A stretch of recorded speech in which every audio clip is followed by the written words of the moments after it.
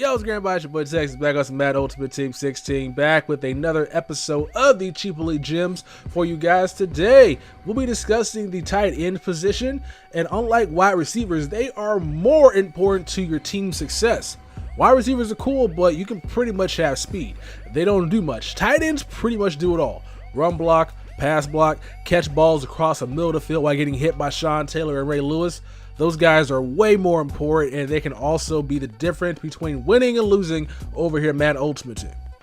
We'll be looking at a wide variety of tight ends in today's video. Those that are receiving tight ends that cannot run block but can pass block, aka Jimmy Graham. Those that can run block but really aren't that great when it comes to this whole catching game, aka Vernon Davis. And those that are pretty much hybrids, which is what you should go for in the likes of Delaney Walker, but just a little bit cheaper because Delaney Walker is out of our price range. But let's go ahead and get right into it. For those looking to sell or buy MUT coins, check out buycheapmutcoins.com. Use code Texas at checkout to get 5% off your order. Two good receiving tight ends for those schemes that feature 95 pass blocking linemen. You got Jimmy Graham and you got Jordan Reed. Both these guys are nice. Jimmy Graham, of course, being 6'7", being one of these crazy ideal guys anybody's team to throw lob streaks up to because he's so damn tall. And Jordan Reed is pretty similar. He just does not have the height. These guys are not run blockers at all. These guys will give up a block shed in a hurry. Make sure if you're going to use these two guys, they are lined up on the outside against those cornerbacks. Take advantage of Jimmy Graham's 6'7" body frame. Throw up those jump balls. He does have 88 catching plus 88 release. The release is kind of huge, even though I have not seen tight ends in this game get pressed. It's probably possible if you manually use them, but I have not really seen a cornerback physically press a tight end. But with Jimmy Graham, not something I really worry about, but with the release being 80 on this Jordan Reed, that might be an issue if that actually is the case. But these two guys are receiving tight ends going for a value price. Jimmy Ward's going for around 20,000 coins. Right now he's 18K, and I believe Jordan Reed is around the same price. So if you guys are looking for two solid tight ends, pick those two up. Also in that elite receiving tight end tier, we got this Tyler Eifert, who has a 70 run block. So it's 5 higher, but still, it's only a 70 run block. But he does have 87 speed, which is nice. He's 6'6" with 94 spec catch. Not really sure how important release is, but still nice to see.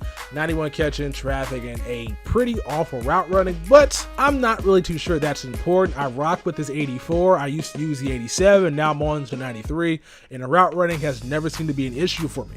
Before we get to the dual threat tight ends, the ones that can run block and also catch passes, there is a run blocking tight end that is not on the Ox block on the Xbox One, and that is the Brent Selleck. That guy has 85 run block, only 81 speed though, kind of terrible.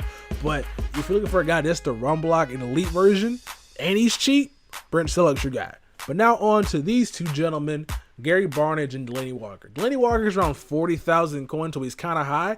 But looking at the elite tight end list, there really ain't that many good elite tight ends in this game going for the low. So you might have to spend just a little bit more, but trust me, Delaney Walker is worth every single pin. 87 speed, 84 run block with 87 catching is nice.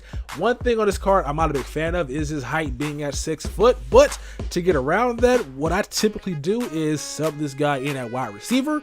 Start Gary Barnidge because these two guys out there are pretty much unstoppable. Barnidge is amazing because when his 85 came out, bruh, he was the best tight end in the game. Like he compared favorably to the 90 overall captain Travis Kelce, who was going for like 100,000 coins at the time. So Barnidge was really good, but playing these two guys at the same damn time that can run block and also catch passes is a huge help to anybody's team. If I were you guys, I would go out and pick up both these guys.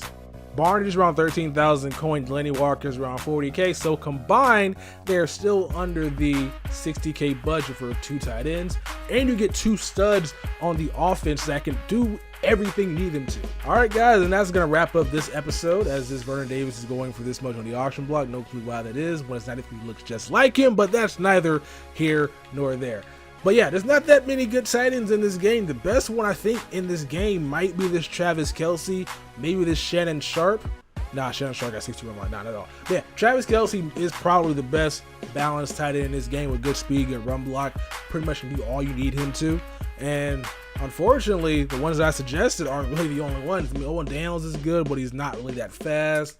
Kyle Rudolph is too expensive, and everything else is pretty much 87. Witten, who's going for like 5K because he's slow as hell, and Julius Thomas, who's cool, but like not that cool, right? Like he can fit, like he could have been a part of the series. He's not terrible. It's just not that many good tight ends. So really go out there, and we might have to spend just a little bit more, but at the same damn time, it'd be worth it to get the best at that position because you don't got to upgrade that card for a long time. I've been using that Gary Barnidge for a long time, and that's just because there aren't that many good tight ends in this game. This is probably one of the worst year when it comes to EA dropping cards. A lot of cards coming out within this game really aren't like that much of an upgrade from their old ones. And because of that, the list of good tight ends is small. That is going to be this episode of the Cheap Elite Gem series. Hope you guys enjoyed it. If I missed a tight end, let me know down in the comment section below.